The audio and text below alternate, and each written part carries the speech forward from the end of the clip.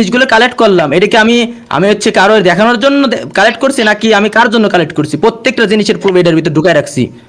আমি যে প্রথম ভিডিও বানাইছি, প্রথমে প্রমাণ কালেক্ট করছি, তারপরে ভিডিও বানাইতে বসছি। প্রত্যেকটা মানুষের নাম লেখা পর্যন্ত কালেক্ট করছি। এগুলো গাছ খামো এগুলোতে আমি কচুর বিচার, আমার কচুর বিচার আইছে, আচ্ছা, আমি ভিডিও আপলোড কচুর দেবো, বিচার কে ভাই। ঠেকাবে ঠেকাক, চ্যানেল আমার যাই যাবে, আমি প্রমাণ ছাড়া ভিডিও আপলোড দিব না। ও তো আমার কত বলে জালিয়াতি পেমেন্ট করছে, আমি আমি দেখাইতে পারবো। ওস্তাদ, তুমি যা একটা ভিডিও অনুরোধ দেওয়ার দিয়ে দাও, যান। তুমি যা ভিডিও দেওয়ার দাও, আমি তোমার কোনো রায় দিব না, তুমি যা ভিডিও দেওয়ার দাও।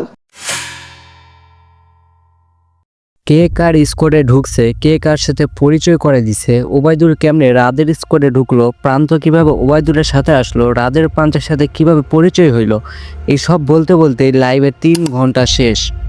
অডিয়েন্সের সময়ের মূল্য বলতে তো কিছু আছে, তাই না? কিন্তু লাইভে কি অডিয়েন্সদের প্রাপ্য সময়ের মূল্য দেওয়া হয়েছে? একজন আরেকজনের দোষারোপ করতে, একজন আরেকজনের বেঈমান প্রমাণ করতে, একজন আরেকজনের মির্জাফর প্রমাণ করতে করতে লাইভের 5 ঘন্টা শেষ। রাত কিন্তু রাত 2:42-এ লাইভ অফ করছে কোনো রকম মিটমাট ছাড়াই।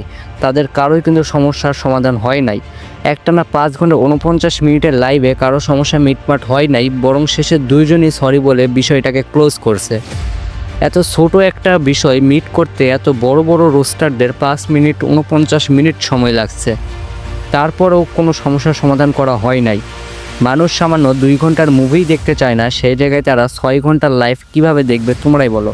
লাইভে রাত ভাই যাদের ইনভাইট করছে তারা 100% রাত ভাইয়ের পক্ষে কথা বলছে, আবার লাইভে ওবায়দুল ভাই যাদের ইনভাইট করছে তারা 100% ওবায়দুল ভাইয়ের পক্ষে কথা বলছে।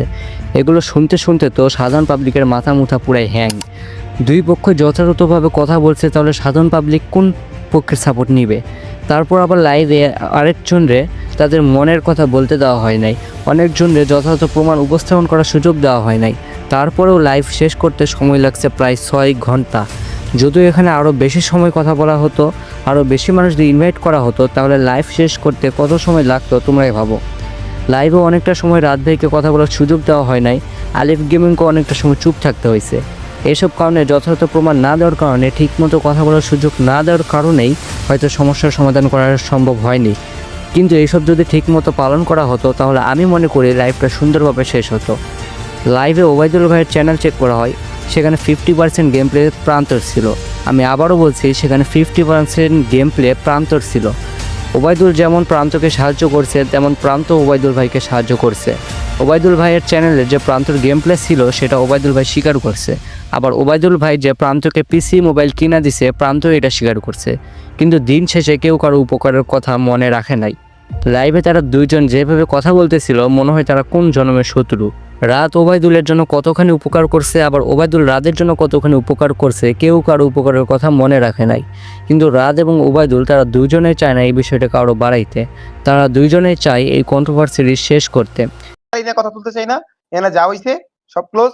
আলিফ এইসব নিয়ে আর কোনো কথা বলো না, সব ক্লোজ। আমি আমার দিক থেকে যতটুকু বুঝাই দিছি। ওবায়দুল ভাই অডিয়েন্সের উদ্দেশ্যে কিছু বলবেন? আমাদের উদ্দেশ্যে না, প্রান্ত দাদার উদ্দেশ্যে না। যদি বলতে চাই বলুক, বাইরের টপিক বললে মিউট করে লাস্ট কথা অ্যাডভান্স বলে দাও। আর আমার কোনো ভুল হয়ে থাকলে ওবায়দুল ভাইয়ের কাছে আমি সরি বলে নিচ্ছি।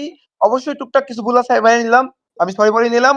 বাকিটা এখানে যা হয়েছে সব ক্লোজ। নিজেদের মধ্যে মিল অরিচ হইলে ওটা পরবর্তীতে আমার মন নরম হইলে, তোমার মন নরম হইলে পরবর্তীতে বোঝা যাবে। কারণ গেম এটা জাস্ট গেম, সম্পর্ক অনেক বড় জিনিস। যেখানে ভিকটিমরাই চায় না তাদের বিষয়টাকে আরও বড় করতে, সেখানে আমরা রোস্টাররা কেন বিষয়টাকে আরও বড় করব?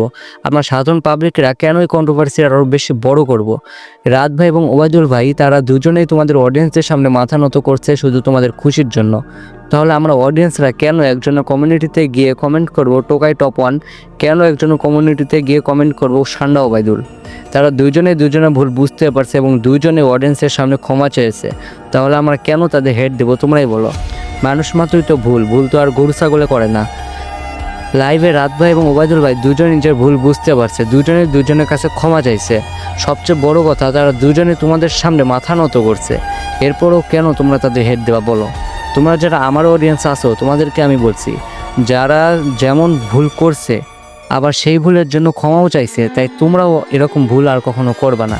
তোমরা আর তাদের নিয়ে আজে বাজে কথা বলবা না। আমি আশা করি আমার অডিয়েন্সরা আমার এই কথাটি রাখবে, বাকিটা তোমাদের হাতে। তো আজকের মতো বিদায় নিচ্ছি। ভিডিওটি ভালো লাগলে লাইক করে দিও, শেয়ার করে দিও, চ্যানেলে নতুন হয়ে থাকলে অবশ্যই সাবস্ক্রাইব করে দিও।